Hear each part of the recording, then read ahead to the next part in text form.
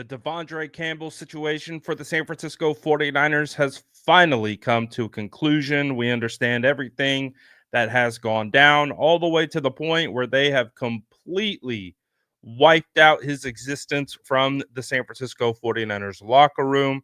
As we found out today, multiple players spoke on the situation, kind of signifying its closing. And obviously, we can move beyond Devondre Campbell and discuss other things regarding the San Francisco 49ers. We also had a practice today.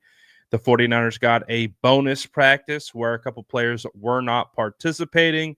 We'll talk about those players. Brock Purdy's contract has become probably the number one topic outside of Devondre Campbell in the 49ers community. So that could be a subject we discuss if we're ready. Draft season around the corner, all kinds of stuff, but you guys already know what to do. Drop an SDS in the chat, smash that like button, and let's talk about it all right now.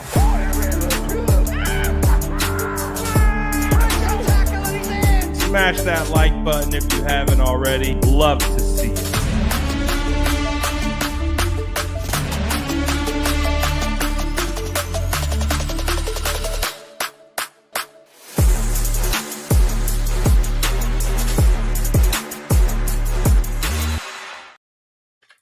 What is going down, everybody?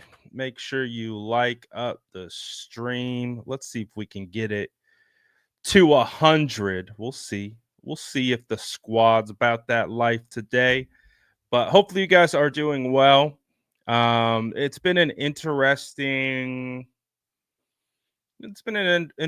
couple of days for sure. But good to see you guys. Glad to see the SDS still checking in, still popping in, saying what's good. I know it's not been the season that we have all hoped for, but let's talk about some of the things that have been going on today in the 49ers world. And again, a lot of the story has been dominated by Devondre Campbell because of his polarizing decision to not enter the game for the San Francisco 49ers. And as a result of that, it's become national headlines. So with the situation with Devondre Campbell, we have officially gotten word on what is going to be his fate. The 49ers have ultimately decided to suspend him.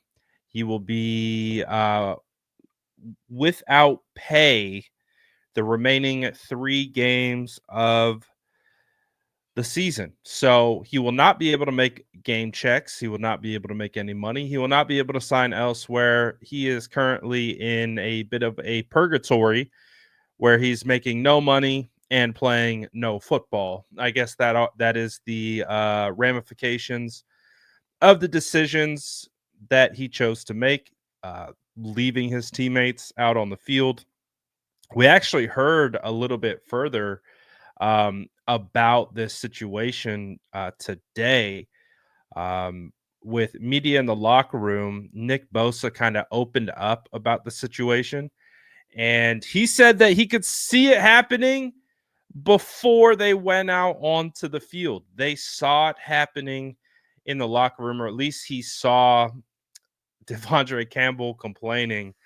Could you imagine being a member of the San Francisco 49ers team, a team that has gone to battle time and time again with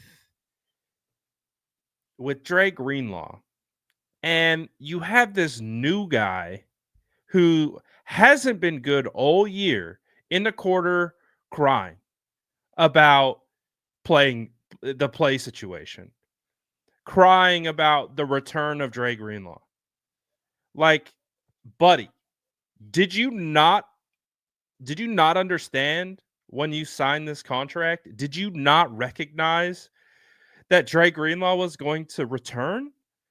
And the day he's about to return, You're in the locker room pre-game complaining about your usage, what the plan is for you, like,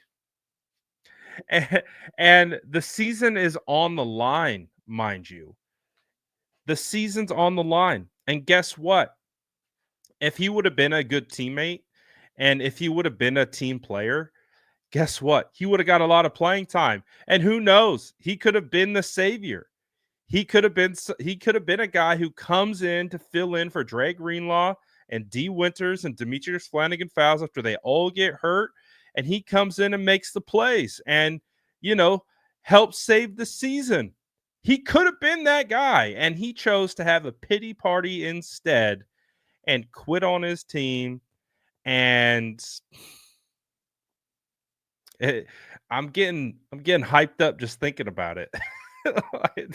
I, I'm on like I'm not surprised that this situation like charged me up, got me a little pissed off about it when it first happened. I think what I'm surprised about is I am still pissed off about it. Like the more I talk about it and like re-engage into the thought process, it pisses me off further because again, I'll always have that football wiring inside of me as like a former player. I'll always be wired that way.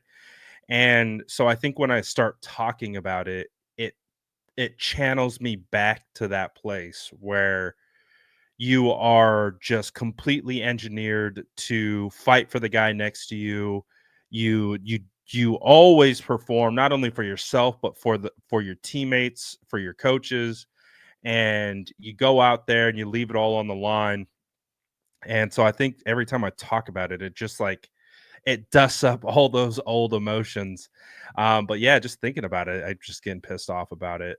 But um, nonetheless, it was a ridiculous move. He hurt himself. He hurt his team. He hurt his legacy. He hurt his future. A really poor decision over a very again, people have said, "Well, wait to see what the backstory is." Like what the backstory is he left his teammates high and dry, and that is unforgivable in the football world. It's just not something that you do, and that's why he's been erased from the 49ers memory already. Locker completely cleared out, nameplate removed. Um, Deommodore Lenoir called him a cancer for what he did to his teammates. So I would imagine that today will be kind of. I don't know if there's going to be anything else that we can really say about the matter. Today, we finally got the final judgment on the situation from John Lynch. So we got that. We got the final kind of talk about it in the locker room. So I would imagine that beyond today, that we're going to be kind of beyond the Devondre Campbell situation. I know it was kind of the number one story on Friday, Saturday, Sunday because it was such a crazy situation. But I think we'll be beyond it after this, so we don't have to hear that name anymore. I would imagine the next time we will hear Devondre Campbell's name is when we outright release him at the end of the season. Um, Happy We Hate Campbell Day. We celebrate every day. Absolutely. Honestly. Like I I don't know if it's because of how the season has gone or what, but I found myself getting a little pissed off these last couple days with multiple different things. But I think that might just be a product of how the season has gone. I think it's just been an unfortunate year, and it's been plagued by so many different issues. Um, it's really hard to just pinpoint it on one. Um, but still, it's brutal. It's been a brutal year, and I think it was kind of for me brought back to the forefront of when they dropped today's practice report. So, we're pretty on top of the practice reports. Want to make sure that we are up to speed on everything that's going on. so that we have a good read on the trends of the week heading into a game. But as we know, the 49ers are going to be playing the Miami Dolphins, and both teams are basically playing for pride at this point. And we find out, Isaac Arendo, Jalen Moore, and Malik Mustafa are off working to the side, not practicing.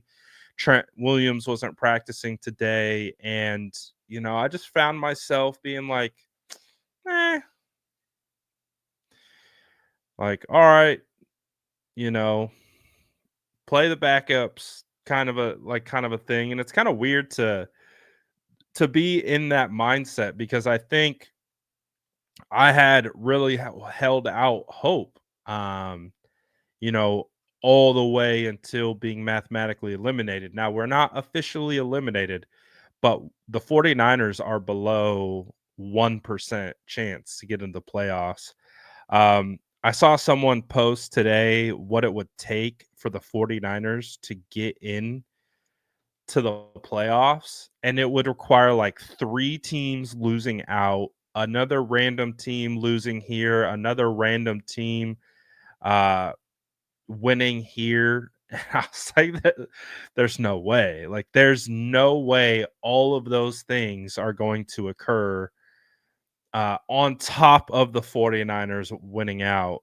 Um, so they're not officially eliminated, but yeah, it it's nearly impossible for the 49ers to make it into the playoffs. So unfortunate situation nonetheless. Let's talk about the Purdy contract because the one of the glorious things about your team's season being over before the year is actually officially over is you now get a jump start on off-season conversations. Our favorite thing around here. We love talking about contracts and we love talking about contract drama. And if you can't sense the sarcasm in my voice, then I'm being very sarcastic. Um, it's already clear that this whole situation with Purdy is going to be another situation. Um, it's going to be, and I said this to you guys, I think a couple weeks ago, and I've said it multiple times that I do not anticipate this negotiation to go any differently than any other ones that we've seen. And the common pushback that I would get is, "Oh no, Brock's a nice guy. He's gonna take, the friendly deal and the 49ers want him. They're going to take care of him at the right price." And we're already kind of hearing the disparity in both sides. And let me explain that to you. So we got reports from Tom Palacero, who is expecting Brock Purdy to Brock Purdy. When we say Brock Purdy, meaning his agent, expecting his agent to go after a top of market contract. And so to quantify first what top of market contract looks like, these are the numbers. These are the current rankings the number that we use is APY to rank. It's just how it happens. It's just how the media discusses it. It's just how the average fan discusses it. We all recognize throughout doing these ongoing contract situations all throughout the last couple years. We totally understand that the guaranteed money is the most important, the duration and total value, things like that, and all the like little workarounds in between built into the contract. Those things really matter. We know that the average per year is kind of it's like the shiny number. It's the number that you put on the graphics. It's the number that when they announced, it's one of the main numbers that you reference just because it's how it's quantified, it's how it's rankable. But at the end of the day, the average can be inflated. It can look bigger than it really is. So we understand that, but that doesn't mean that's not how it's going to be discussed. It is going to be discussed as a average. That's just how it is. So we heard from Tom Pelissero that Brock is going to be probably in this range. You know, you can see the 55 million per year on average. That's probably top of the market. I mean, 60 is clearly top of the market. I mean, that's the very top. But I would say if you want to take that chunk, that's what I would consider top of the market. And then I was actually listening to NB. I was just got done watching Thursday Night Football. Watched the Green Bay Packers.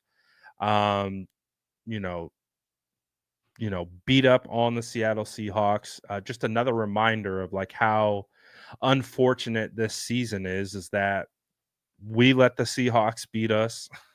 Like there's so many unfortunate things from this season that I'm constantly reminded of. Seeing the Seahawks get beaten by the Green Bay Packers is one of them. But right after that, they had a post-game show and Greg Papa was on. If you're unfamiliar with Greg Papa, he's the voice of the 49ers. I considered him to be locked in with having a true understanding of what the internal dialogue is, what the internal heartbeat is of the 49ers, because he's employed by them and therefore is very close with all of them. So he was on talking about his host, his co-host was kind of drilling him about this topic, right? The topic of pay Brock Purdy, because it's already kind of taken over as one of the main talking points. We knew this was going to happen, but the hope is to kick it to the end of the season when there weren't games to be played. Well, when you get eliminated from the playoffs, essentially, that becomes the talking point. So that's why we're 3 weeks ahead of that. And so he was talking about it. I mean, he didn't sound too complimentary. I'm going to be honest with you. I'm not going to sit here and say that I listened to Papa for years on 95.7. So I have a pretty good understanding of Papa and how he thinks, and at least from, outside looking in. And when he was talking about it and describing Purdy, obviously it's been a down year for Purdy. It's not been his best season.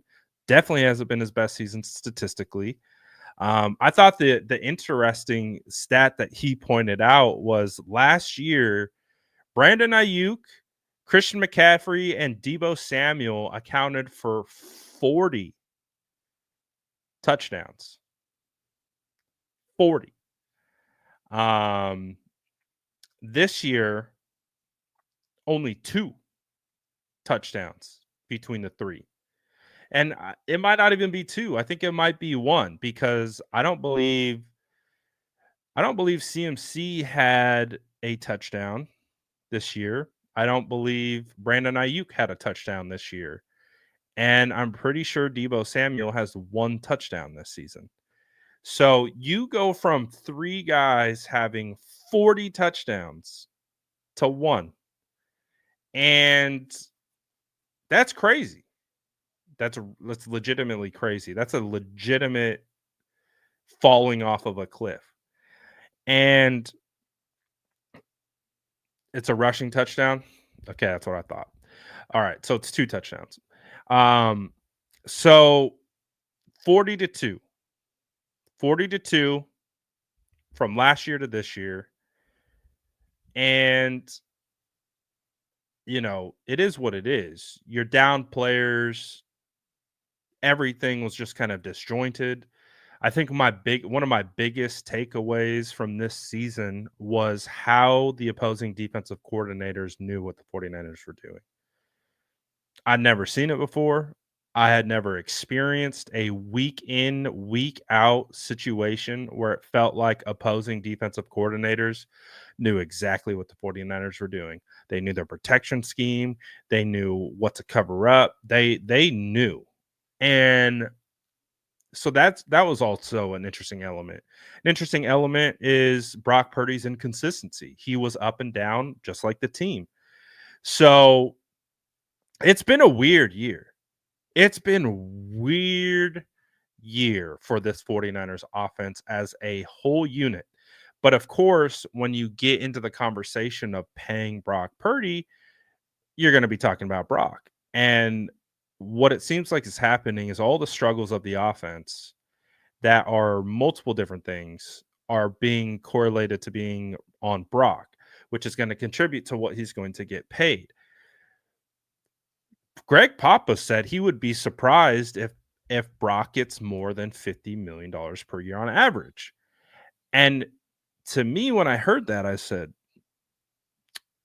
oh, that feels like something. That feels like a little bit of a like you don't just pull that out of your behind, right? You don't just that just doesn't come out of anywhere. We had already found out a day or two prior that per Tom Palacero, this is top of market. So we know what top of market is. And he says he would be surprised if Brock Purdy got more than 50 million per year on average. So then let's take a look at where that slots Brock then. That would slot Brock down here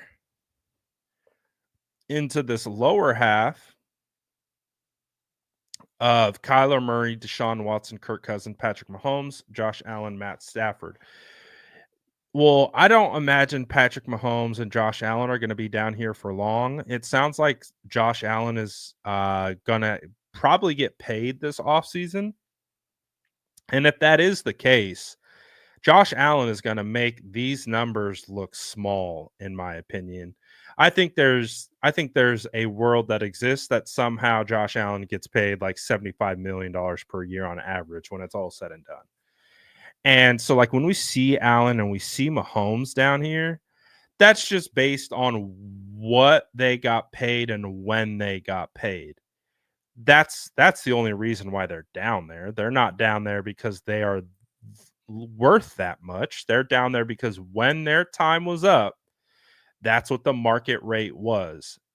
When Josh Allen gets paid, he's damn near going to double what he's getting paid right now. So that's what keeps pushing the market. That's what keeps pushing the cost of quarterback business up. So again, everyone keeps talking about what Brock should get paid. What Brock should get paid isn't dictated on what you or I think. It's dictated on these numbers. And when Josh goes up to 75, when Patrick goes up to 75, this 45 by Kirk is going to look like the floor of quarterback deals. And so I would imagine if you're the 49ers, you probably want to start around Kirk Cousins. You 45 at 180. I think Kirk Cousins got 100 mil fully guaranteed.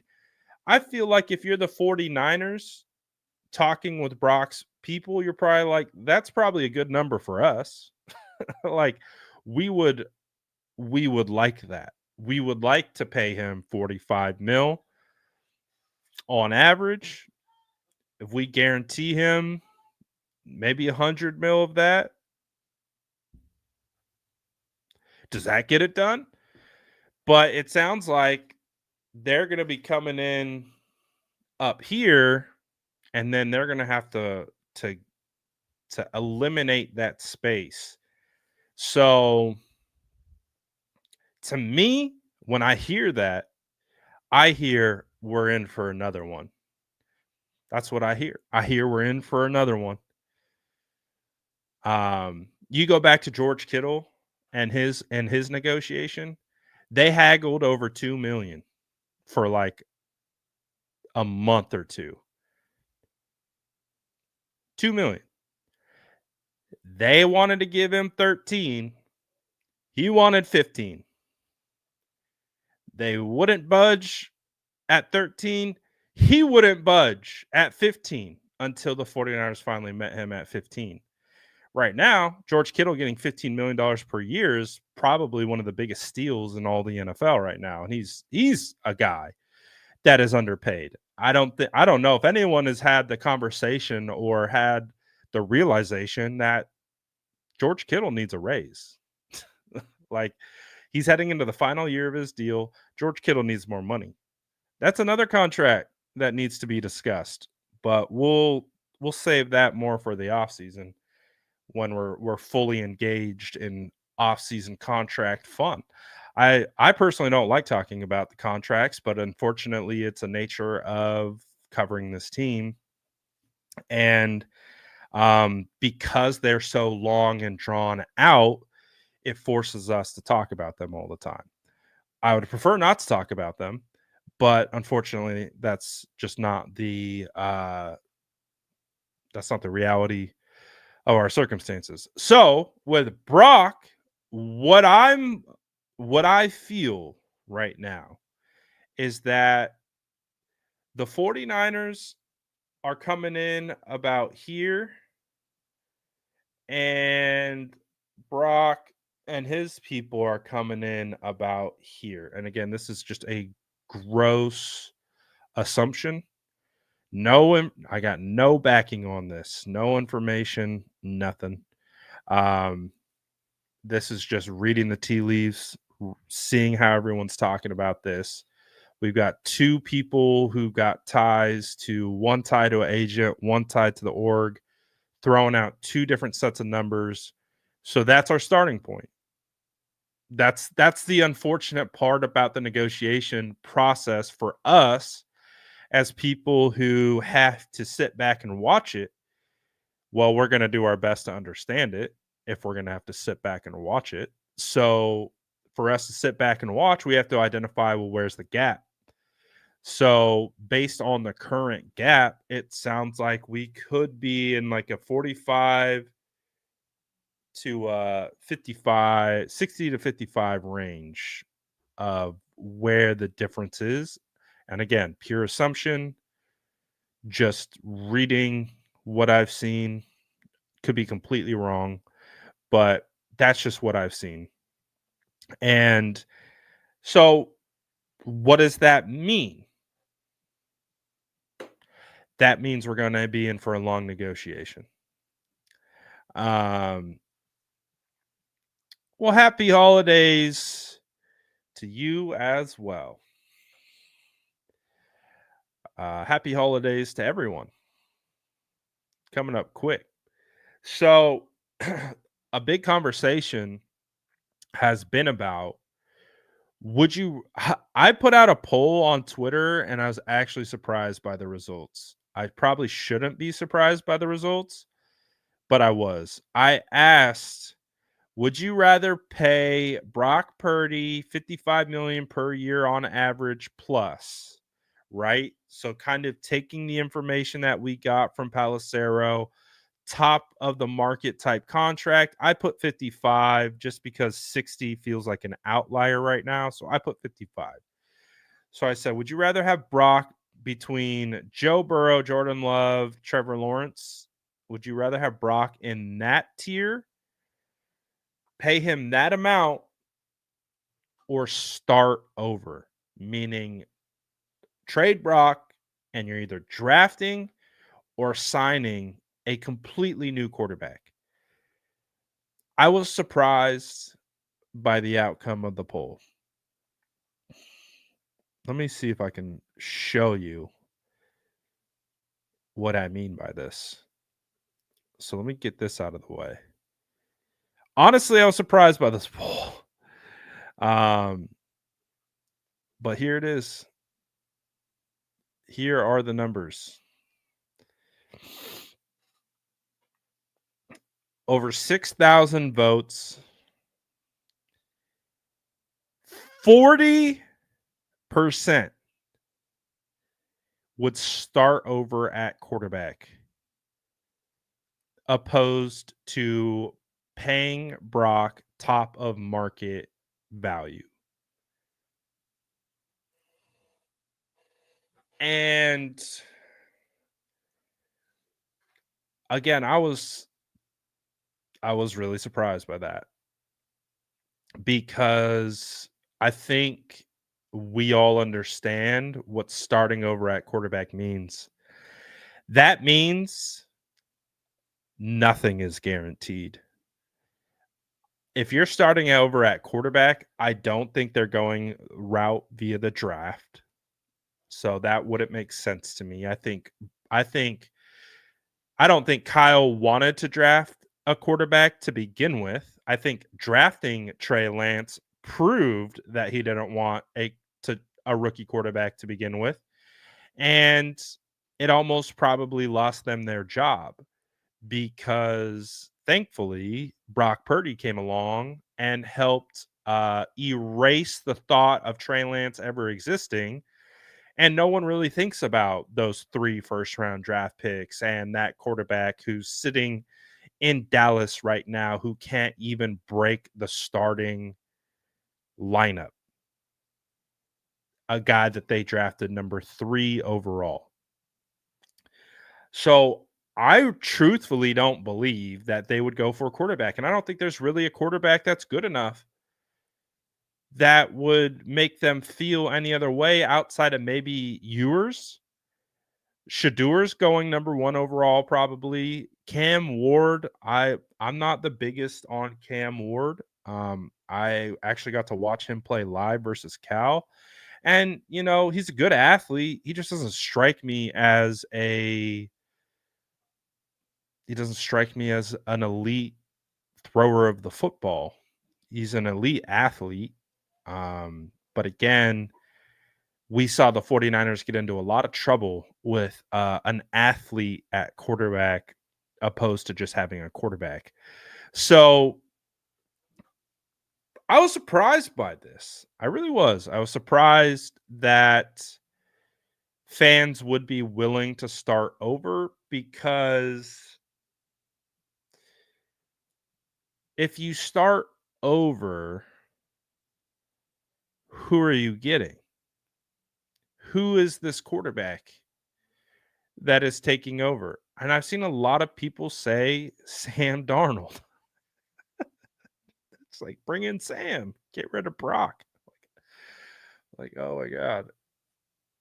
I feel like I feel like live in the Twilight Zone a little bit.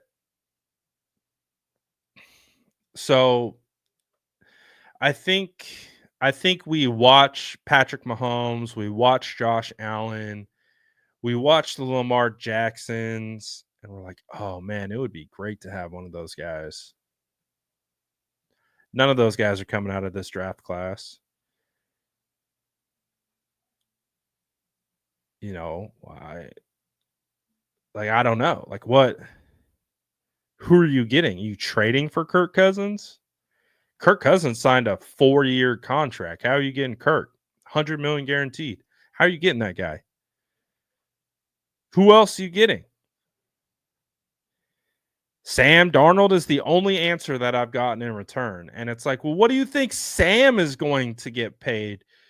Like, so I don't know, man. All I know is that we got another season ahead of us of split feelings on the quarterback, what we should do with the quarterback, split feelings on Brock. So it's going to make for a hell of an off season. So get your popcorn ready if you thought it was going to be smooth sailing this year.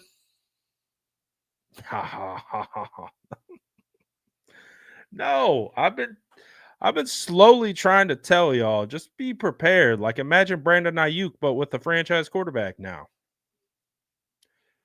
Because I do not think that Brock's representatives are going to be asking anything less than a top of market contract based on his resume because that's what dictates top of market contracts. So, and I also understand the 49ers trying to get save as much money as they can on this deal. I get both sides. Like that's and then here we are as fans in the middle like, "Oh yeah, we like Brock and, we like some of us would like to have him return, but returning at 60 million is kind of scary, right? It's kind of scary. So you're kind of like on the team side of like, well, yeah, we want Brock back, but can we work out a deal where we aren't paying over 50? And that's the weird part about it. That's the weird part about these negotiations is it's a bad time to be a quarterback who needs to get paid and being on a franchise who might not want to overextend on that position just because of how high the price tag is.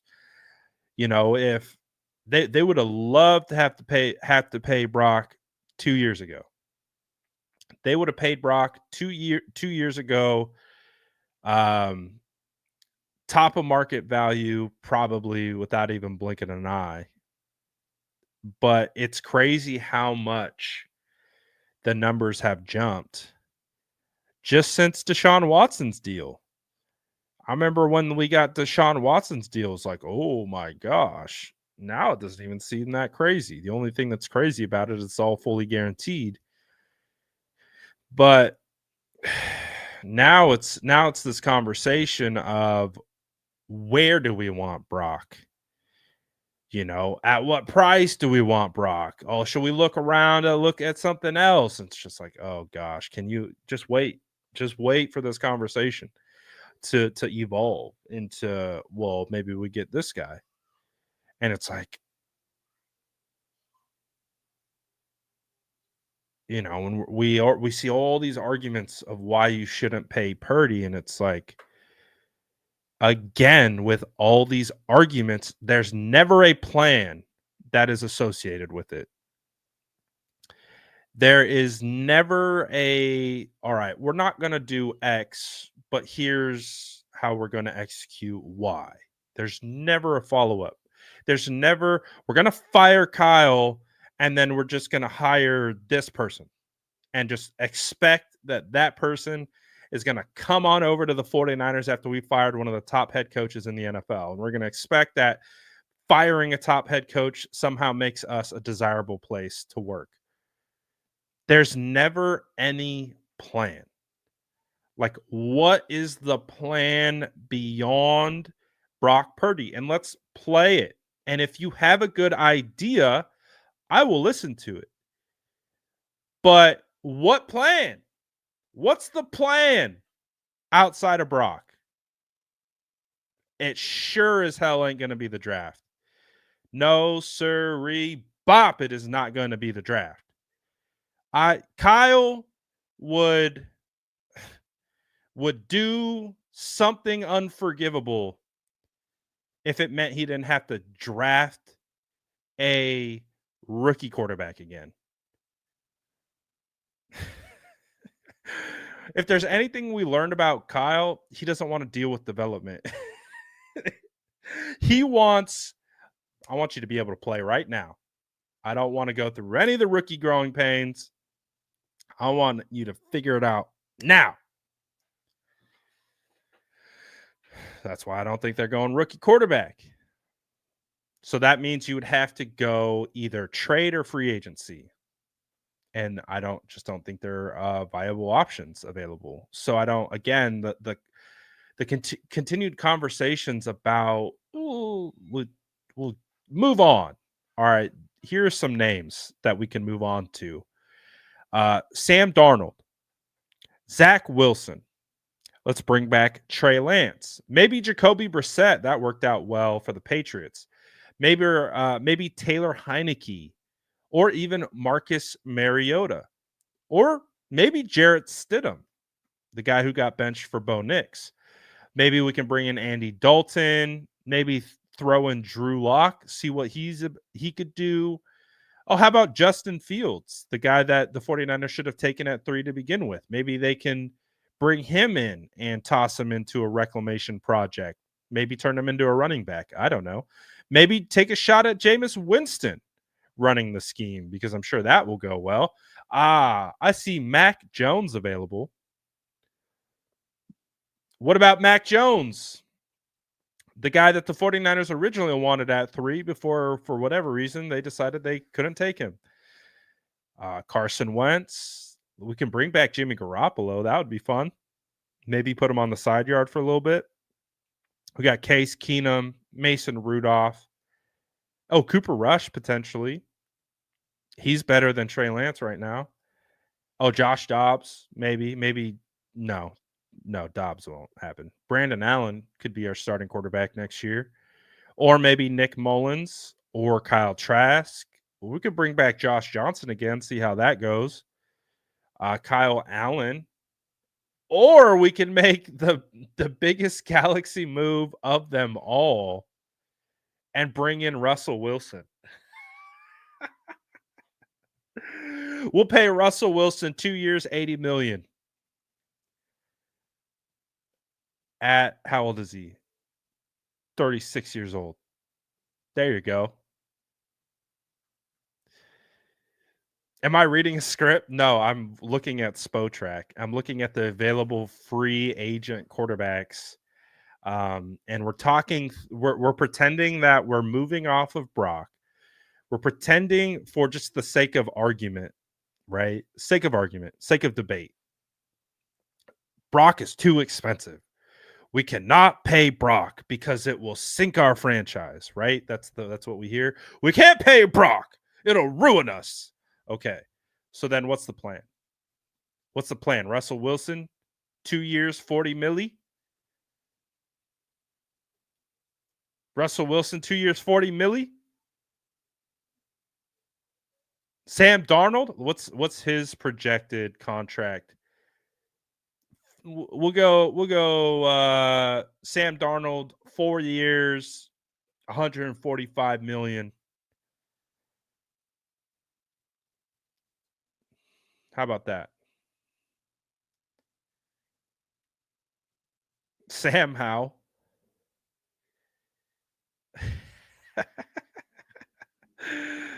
That's what I'm saying. Like, what's the plan? Like, if we're really gonna have this conversation, like, what is the plan? What's the plan? I would have to imagine that the Vikings would be interested in bringing back Sam Darnold, considering the fact that their rookie quarterback that they drafted suffered a pretty severe knee injury. So I would say the Vikings have the inside track to bring him back. Keep in mind, Brock Purdy also is under contract, so you have to actually trade Brock first. Who's trading for Brock, and what are they giving up?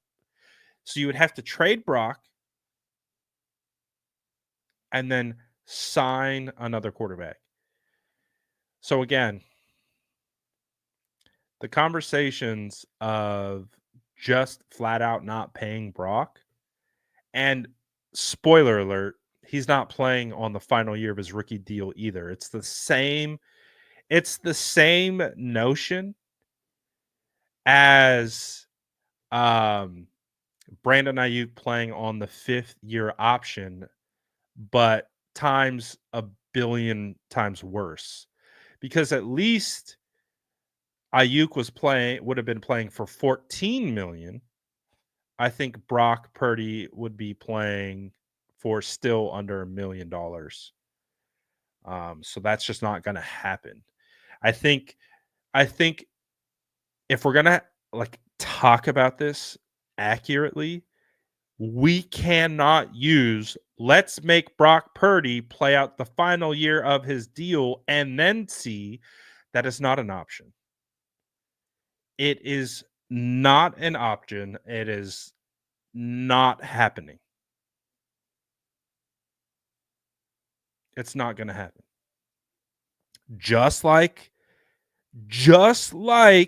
Brandon Ayuk was never going to play on the 5th-year option, which was $14 million. Brock Purdy will not be playing on the final year of his contract, of his rookie deal that has him paid less than $1 million. He will hold out. 100% he will hold out. So let's get that out into the open about realistic things to talk about and understand the fact that Brock Purdy playing on the final year of his deal is not an option. It is not a part of the debate. It is not a part of the conversation. You have two options. You pay Brock this year, you trade Brock this year. Those are your options. You have two options. So I just want to make that clear as we continue to talk about this for the next however many months. Playing him on the final year of his rookie deal is not an option. It sounds like an option, but it's not. But he's got one more year, but he doesn't. That's not how it works. I don't know how many times we have to put ourselves through these negotiations to understand that players don't play without guaranteed money. Just look at Trent Williams last year. Just look at Christian McCaffrey last year. Debo this year. He doesn't have any guaranteed money on his contract after this. Guess what? He's not going to be playing for the 49ers unless he has guaranteed money. Same goes for Brock. It's not how it works. Exactly why Lenore was paid. That let's be in tune with the business of the NFL if we're going to talk business of the NFL and recognize that Brock playing on his final year of his rookie deal is not an option. So whenever you see anyone pose that, well, let's make Brock play, you go, that's not an option. But we'll just make Brock play the fight. That's not an option. Hopefully I've made myself clear on the reality of what we're dealing with. So whatever happens, it's going to happen. The amount of talking into this microphone that we do isn't going to change anything. What's going to happen is going to happen. So you know what we're going to do? We're going to sit back and we're going to talk about all the ranges of outcomes until we're blue in the face. And then we're going to do it again. And then we're going to do it again. And then we're going to do it again. And then we're going to do it one more time. And then we're going to do it 5 more times. And then we're going to be like, why haven't they paid him yet? And then we're going to keep talking about it. And then they're going to finally pay him. And then we move on. And it will be training camp.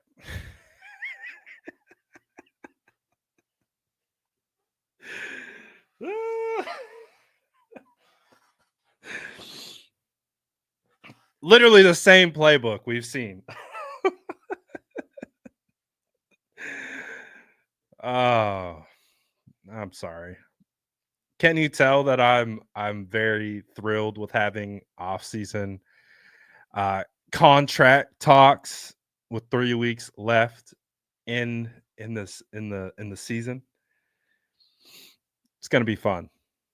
I can already see it. It already looks like a blast. So the only way that Brock will be able to silence this conversation is if he comes out and has 3 phenomenal games.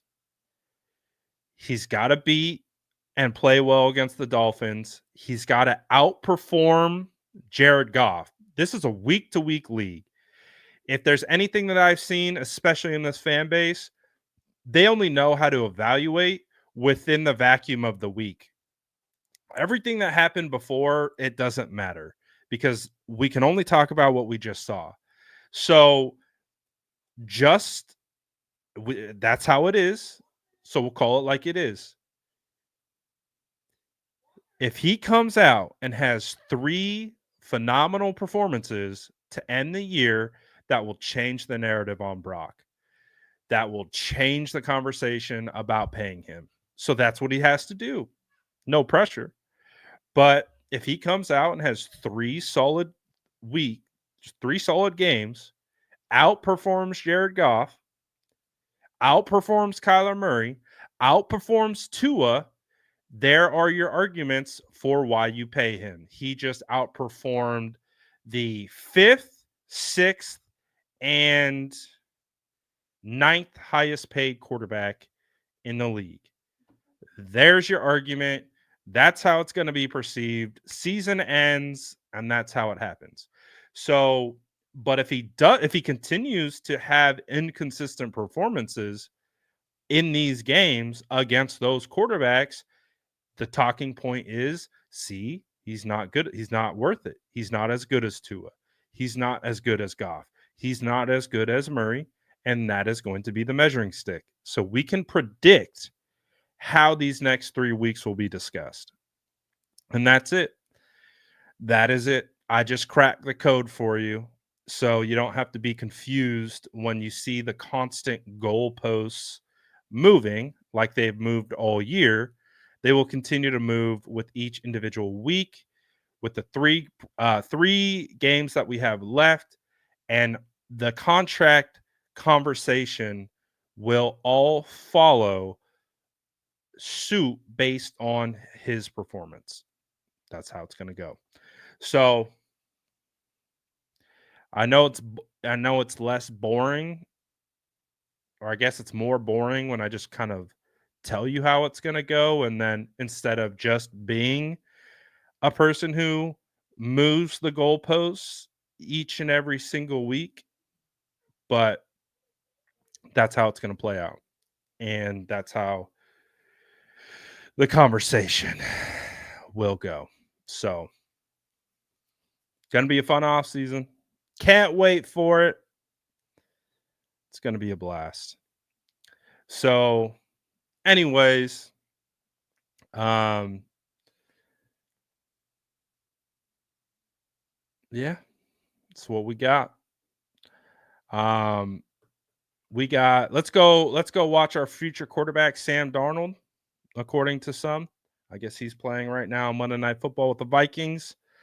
And we'll do all that good stuff. We'll come back tomorrow and we'll talk about more fun stuff in 49ers land. Oh yeah. Appreciate everyone. As always, grab your cookies on the way out. I'm out. Peace.